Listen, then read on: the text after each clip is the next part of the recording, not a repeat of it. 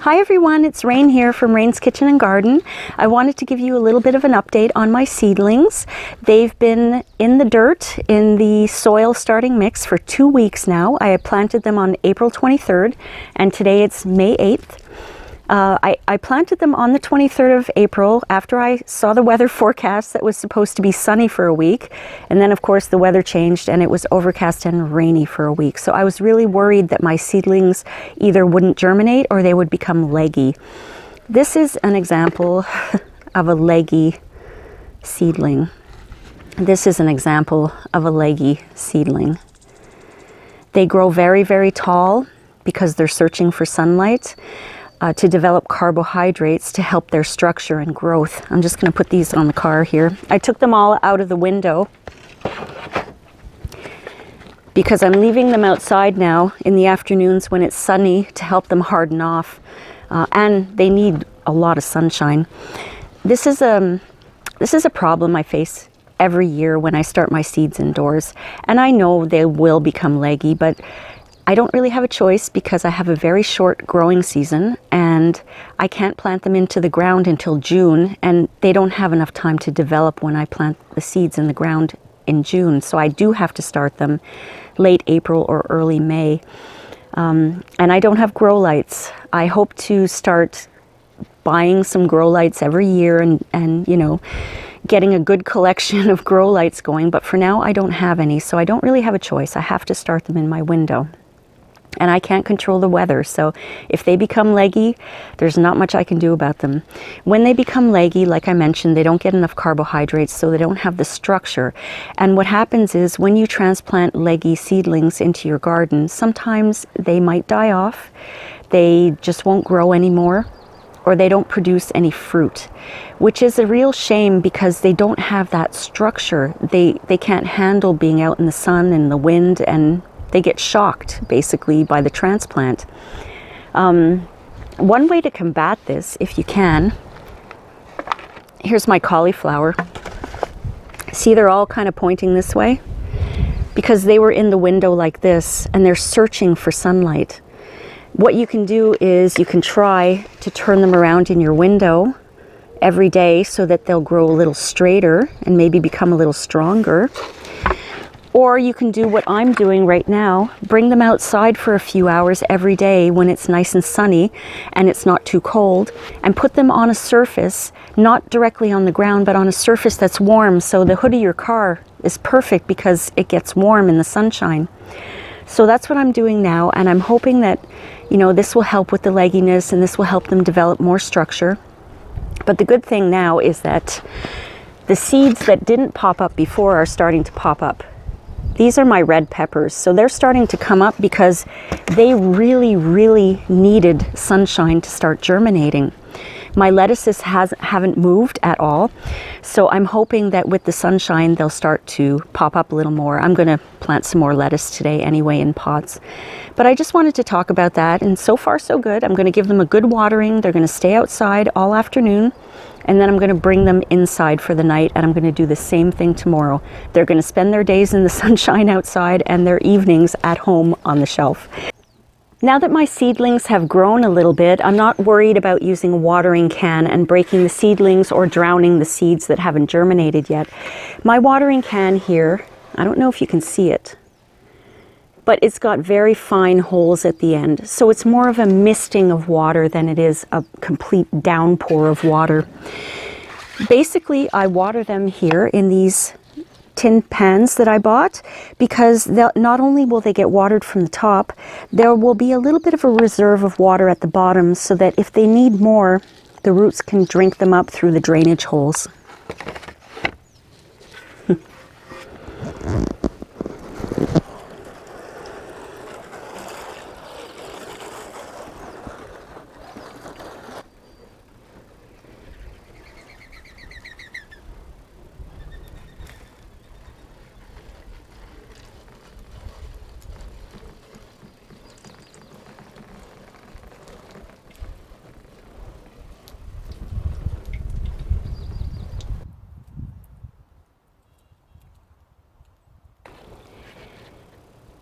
This is a perfect example of a leggy seedling.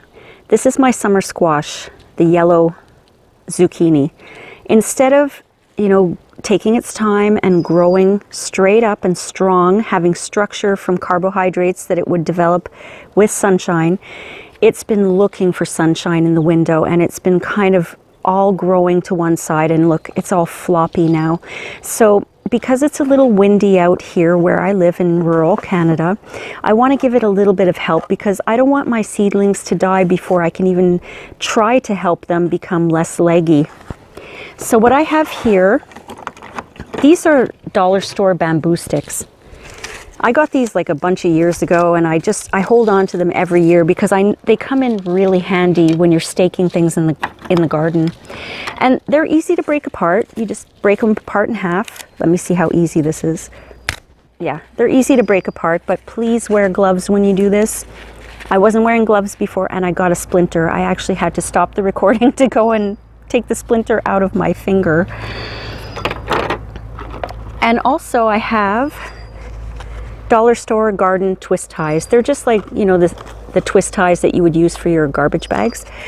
What I'm going to do is I'm going to take one of my little bamboo sticks, and I'm going to put it inside the little cup, tie it up with the twist tie to help the plant from falling over in the wind, and to help it kind of grow straight and gain a little bit of structure as it's getting some sunshine.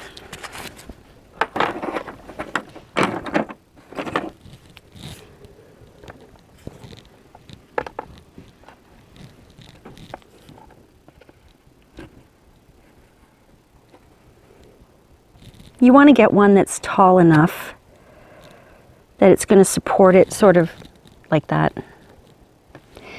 And the whole idea, oh, I lost my end here. There we go. The whole idea of staking them is to make sure you don't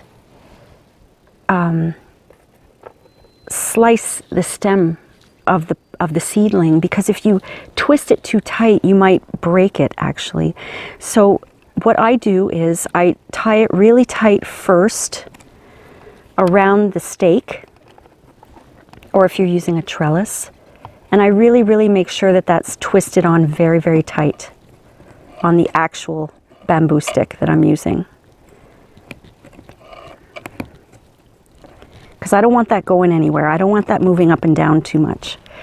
And then what I'm going to do is I've got 2 little seedlings in this pot. I'm being very gentle with them. And I'm wrapping this around very, very loosely, just so it has a little bit of support. And then I'm going to twist tie it again at the back. But I don't want this to be tight on the plant. I want it to be tight on my bamboo stick. So as you can see, it's not perfect, but it's giving it a little bit of support from the wind. So I'm going to do that for all of these tall plants that are growing. These are my yellow beans. They're really, really tall. Actually, they're looking pretty strong. They're straight up.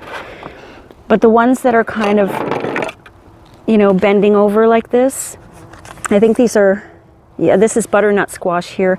I'm going to give these a little bit of help too. I'd like to show you another way you can help your seedlings from drooping over like this until you're ready to transplant them. I have these sunflowers, and I have 12 little cups of these sunflowers. So instead of breaking apart my bamboo and doing them one by one like that, I wanted to try a different method. I have these bottles of water. I usually don't buy bottles of water because we have a well, but we had some construction work done on the roof this year, so I bought a pack of 24 of these for the workers, and I kept them and I washed them out because I thought to myself, I'm going to use them for something. And then I saw a video on YouTube about this, and I can't remember who it was, honestly, but basically you take your water bottle. I'm just going to use an X-Acto knife really carefully just to cut away from me, just to get the label off.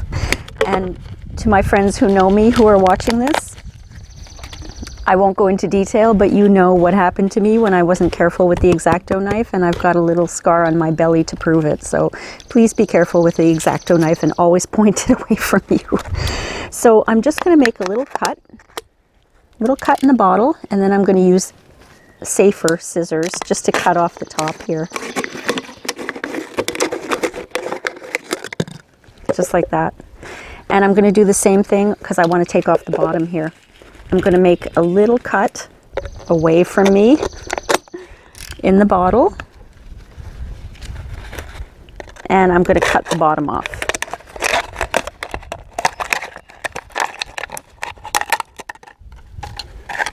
Okay? And basically what you're going to do is you put it around your cup like this, but be really careful because these things could break. They stick to the sides here, and I don't want them to break, so I'm very gently pulling them up. So you see they get a little bit of support this way too. And then you just put, I'm gonna just put these back into my trays like that. This one I did a little smaller because the sunflower hasn't come up as much. And I had this left over. So what I'm going to do is I'm going to keep this piece and then cut off the top. And then when this one grows a little taller, I'm just going to add it to it and tape it on. And that way it's going to have some support while it's growing. So I thought that was a really clever idea, and I wanted to share that with you.